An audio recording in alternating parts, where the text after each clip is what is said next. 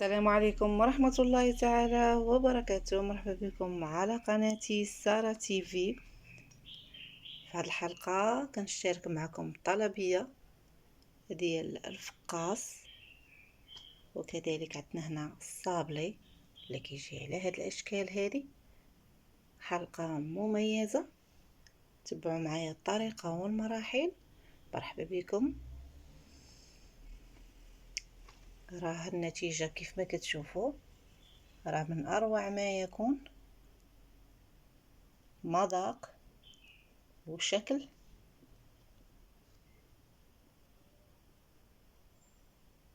نبداو على بركة الله.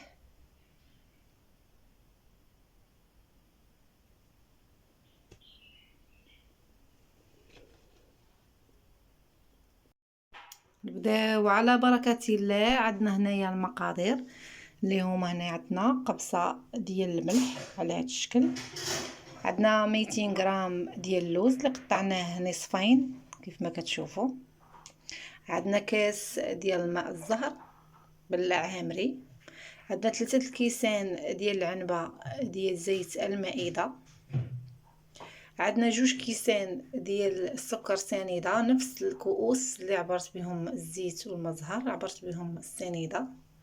عندي هنايا 120 غرام ديال السمسم اللي هو الجنجلان، هذاك عندي هنا 80 غرام ديال النافع، عندي هنا 2 ساشيات ديال زهرة البرتقال، عندي 2 خمارات من فئة 8 غرام، عندي الدقيق هنا اللي غيبقى على حسب الخليط، تتشوفوا لا تيكستور ديال العجين في الاخير كيفاش غادي تكون. وهنا عندي 12 بيضه. 12 بيضه.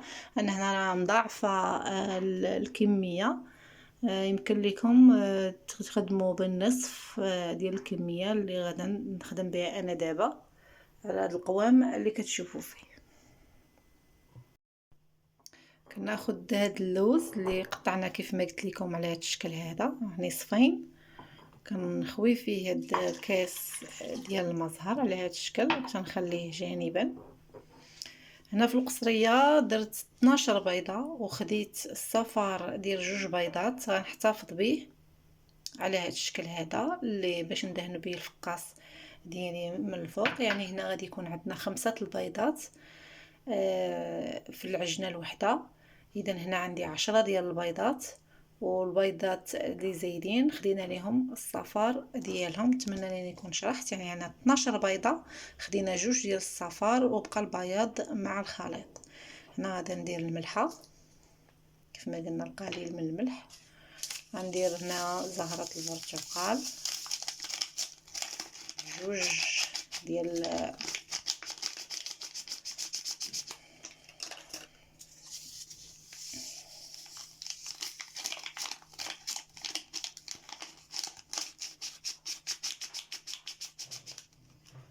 الشكل هذا. ومن بعد كنضيف السنيده، قلت لكم هنا 2 ديال الكيسان. غنخدم هذا الخليط ديالي بشكل جيد جدا، خص يكون مخدوم.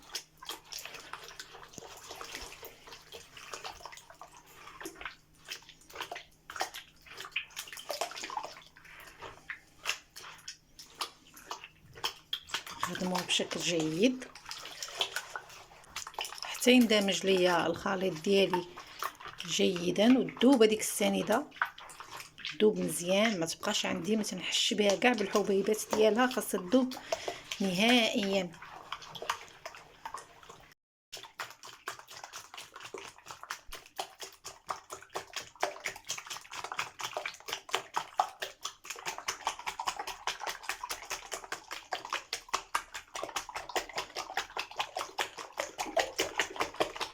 كيف ما كتشوفوا خاصو يتخدم بشكل جيد، بقاو تخدموا فيه بحال هكا، بحال كطربوه ماشي بحال كطربوه، راه كطربوه وتبقاو تخدموه بشكل جيد حتى ما يبقاش كتحسي بالسنيده بشكل نهائي.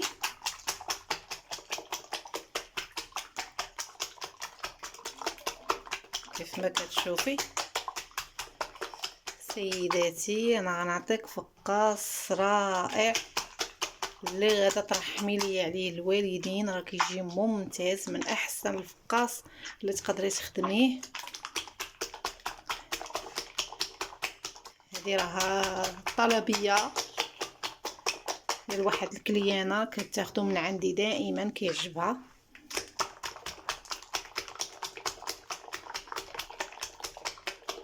غنخدموا معاكم جميع لي زاستيس ديال الفقاص باش ينجح معاكم كذلك.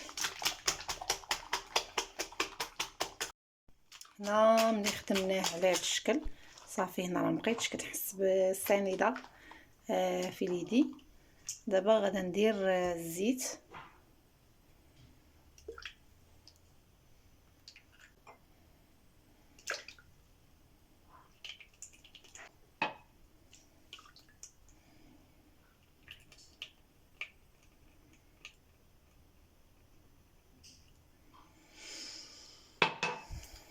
هنا غنخدم هذا الشيء مزيان حتى نحصل على خليط يكون كريمي، نحس به ولا كريمي بحال هكايا. نحل صبعاني بحال هكا ونبدا كنخدم بهذه الطريقه هذه حتى ينسجم ليا الكل بشكل جيد. ونرجع معكم. هانتوما كتشوفوا راه كيولي كريمي على هذا الشكل، تينسجم الزيت مع البيض مع السنيده اللي دابت، تنحصلوا على هاد لاكريم بحال هكايا. ضروري انكم توصلوا لهاد النتيجه هذه. صافي هنا غادا نبدا نضيف. تشوفوا هنايا النافع، عندنا هنا الجنجلان، وعندنا هنا اللوز مع المزهر. نخلط الكل بهذا الشكل. زين نخلط ليا كلشي مزيان.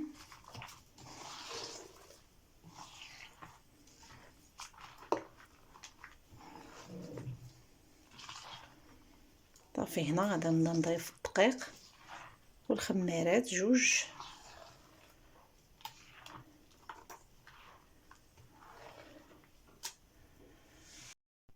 هنا درت الخميرات كيف ما كتشوفوا، ونبدا مباشره كنضيف الدقيق.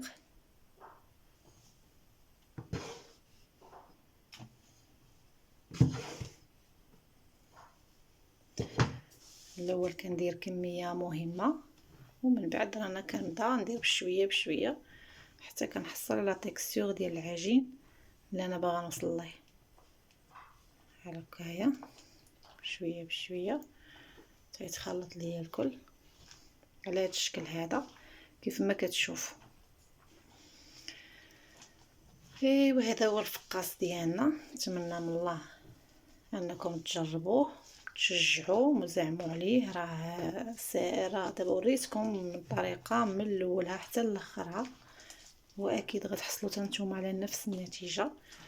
راه غادي يعجبكم بزاف، راه تيجي من داكشي. غير صوبيه سيداتي راه ما غتندميش.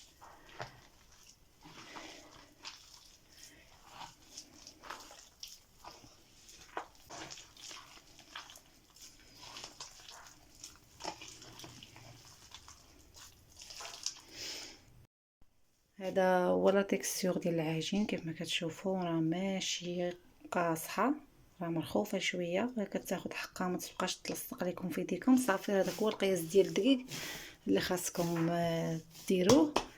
هنايا كيف ما كتشوفوا راه عدلكه تبارك الله مضوبله. هنايا المقادير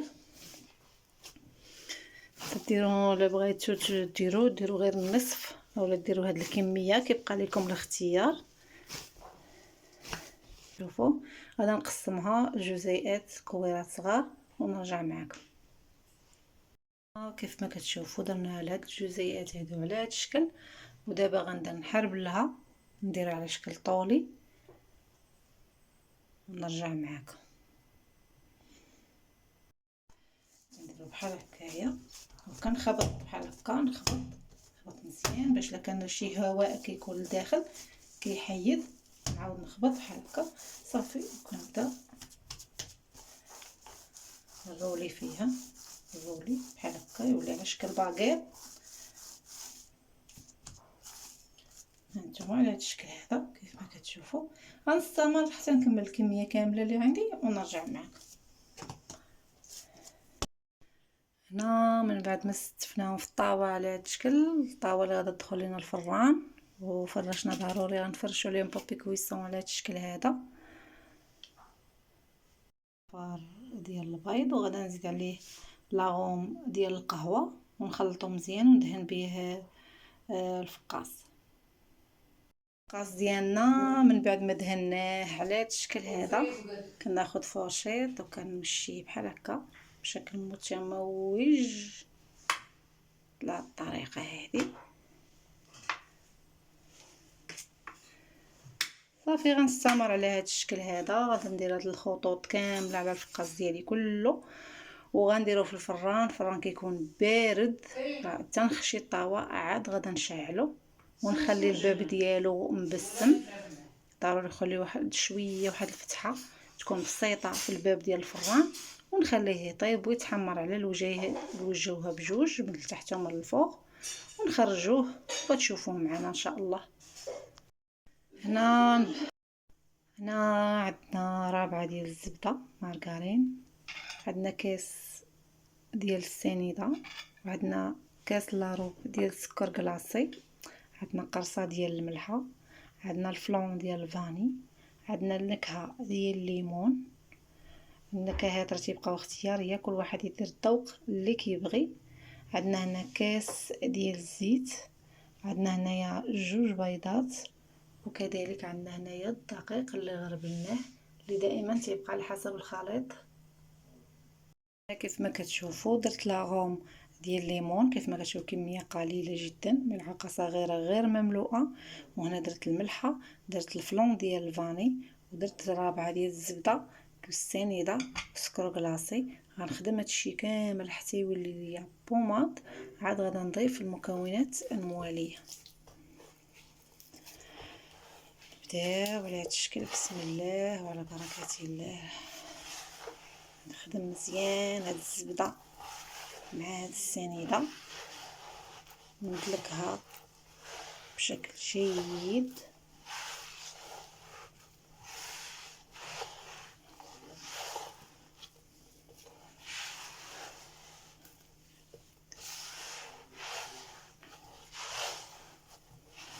داك لاغوم ديال الليمون راه كيعطي واحد النكهه رائعه للصابلي، كيعطي مذاق زوين.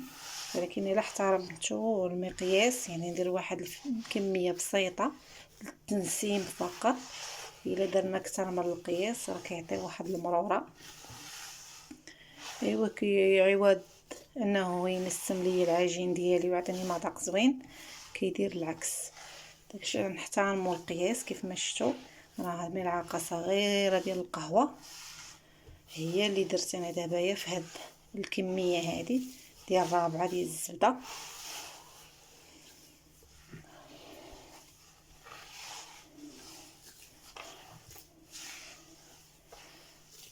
شي كيف ما كتشوفوا الزبده راه ما كانتش في الثلاجه، راه غير بالحراره ديال المطبخ باش كتجينا ساهله اننا نخدموا بها.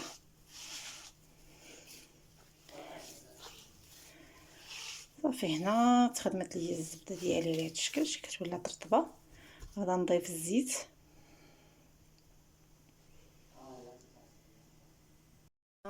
ضفت الزيت وغادا نبدا نخدم فيه على هذا الشكل هذا حتى يندمج ليا الكل وتولي عندي الخليط على الشكل كريمي. هاد لي ماتيغ غاس كاملين خاصهم يتخدموا مزيان بشكل جيد. ونرجع معكم. ضروري نحكوا الزبده بهذا الشكل باش نتفاداو انه يكون عندنا الحبيبات ديال الزبده على هذا الشكل كيف ما كتشوفوا.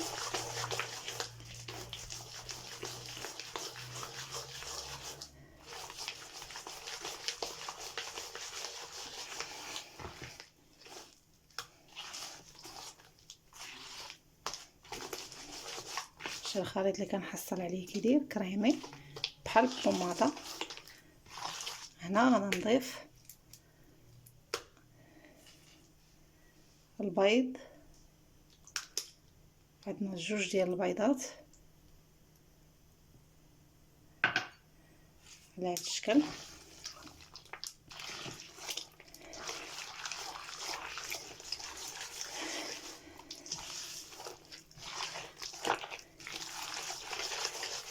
نخدمهم بشكل جيد. صافي هنا هذا هو الخليط اللي غادي نحصل عليه على هذا الشكل هذا. غادي نبدا نضيف الدقيق شويه بشويه، نحصل على عجين اللي يكون رطب، ما يكونش قاصح، ما يكونش كيلتصق باليد. صافي وغنوريكم لا تيكستور في الاخر ملي غادي نكمل بالدقيق.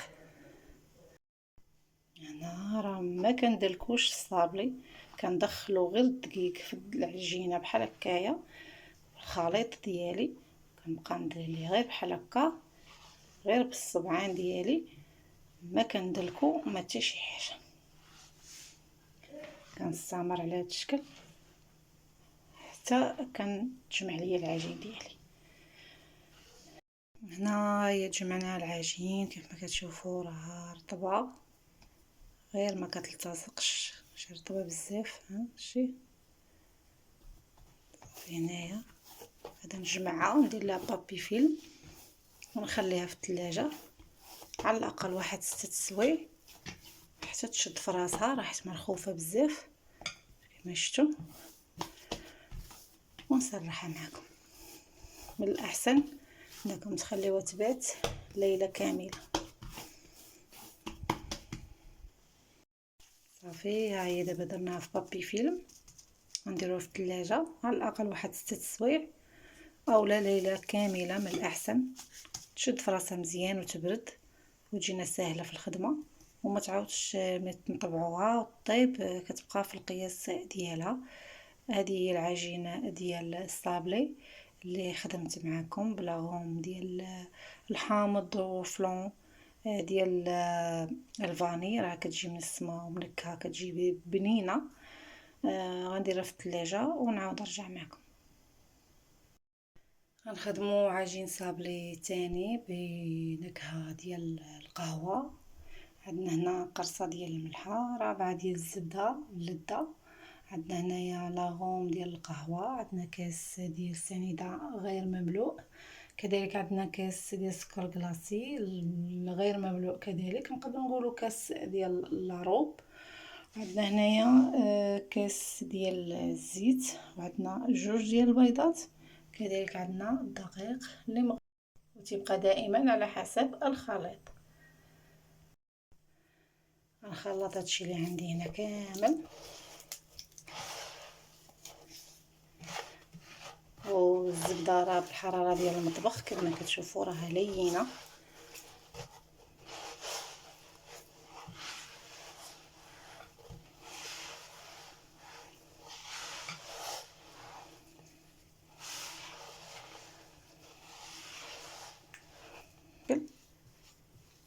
كنضيف الزيت،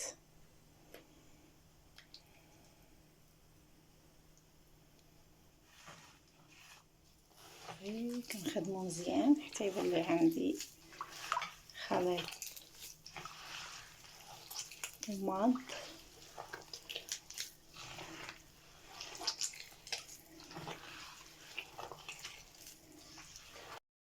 ملي نحصل على هذا الخليط على هذا الشكل بحال البماط، كنضيف البيض على هذا الشكل ونخلطهم حتى نحصل على خليط متجانس. كنت كنضيف في الدقيق حتى نحصل على عجين اللي كيكون رطب وما كيلتصقش باليد. كذلك حتى هو غندير ليه السلوفان ونديرو في الثلاجه ونخليه يبات ليله كامله، حتى الصباح عاد نشكلو. هو العجين ديالنا من بعد ما خليناه يرتاح ليله كامله وهو في الثلاجه، دابا غنبدا نقطعو ونخدم به. وهادو هما المراشم باش غادا نخدم. هذا دائري، عندنا هذا الشكل وعندنا هذا الشكل هذا، ونمدلك بطبيعه الحال الموس باش غنهز الدقيق باش نرش به سطح العمل، وهذه بلاستيكه باش غاديه نخدم. تبعوا معايا الطريقه كيفاش كنصاوب صابلي، راه سهله وسريعه. كتشوفوا راه رشيت سطح العمل بالدقيق الابيض، وهذه هو العجين ديالي. خدينا هاد القطعه غنسرح فوق منه الميكا على هذا الشكل صافي. وانا غادي نبدا كنسرح في العجين حتى نوصل للسمك اللي انا باغيه ونوريه لكم. هنا من بعد ما بسطت العجين الطريقه كيفاش كنحيدوا البلاستيكه على هذا الشكل، حاضرين يدينا جانبا. هذا هو القوام كما كتشوفوا، راه سطح العمل كيبان واحد شويه، هانتوما هنايا راه كيبان.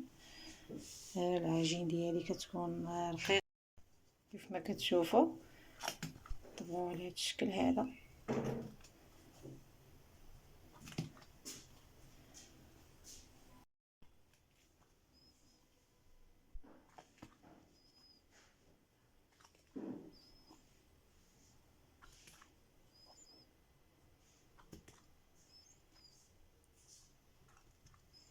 نكملها كامله ونرجع معكم. نتوما هذا هو الشكل اللي كنحصلوا عليه، وهذا هو القياس ديال العجين على هذا الشكل هذا.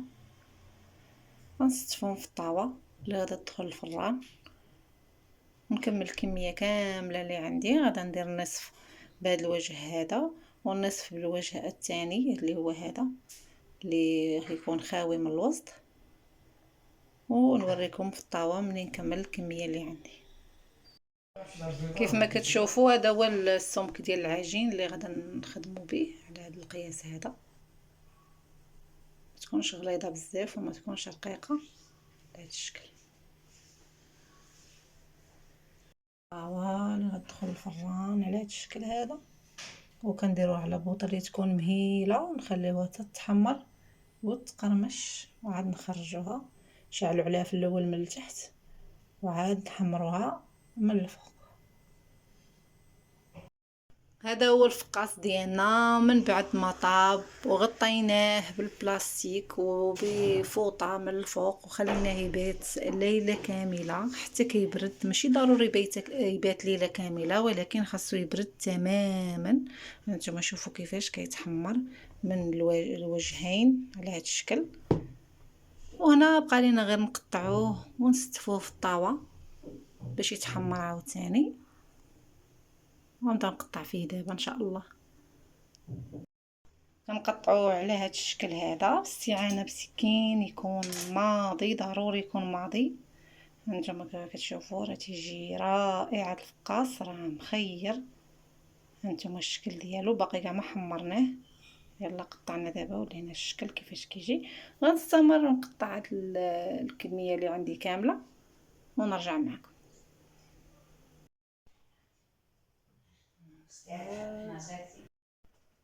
هذا هو الفقاس ديالنا من بعد ما قطعناه على هذا الشكل، ستفناه في الطاوات صافي. دابا غندخلوه من الفران، نحمروه على الوجهين من اسفل ومن اعلى،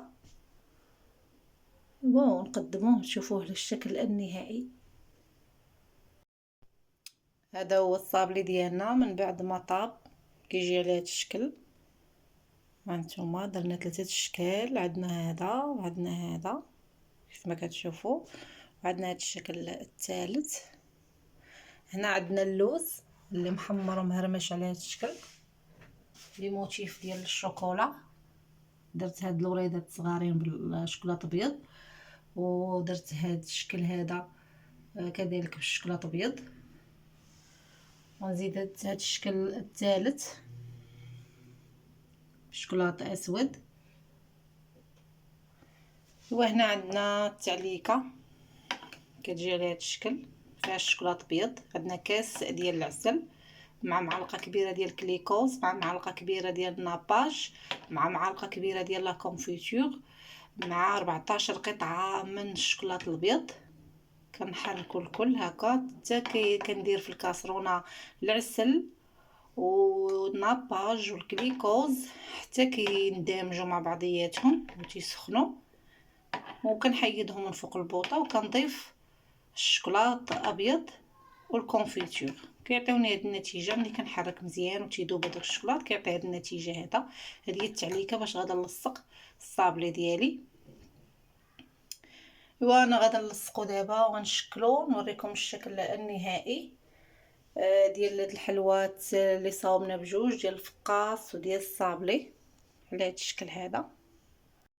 كان هذا هو الصالون بالتشكيله اللي درنا. هي النتيجه اللي حصلنا عليها.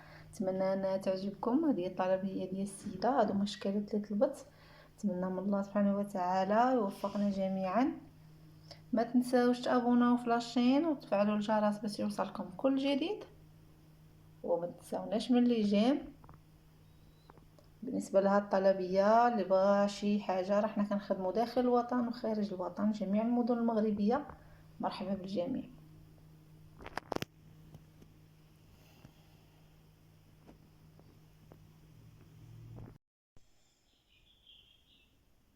هذا هو الفقاص ديالنا من بعد ما حمرناه. هذا هو الشكل النهائي ديالو. كتشوفوه عامر باللوز، نافع، مقوم، الشنجلان، رائع وبنين.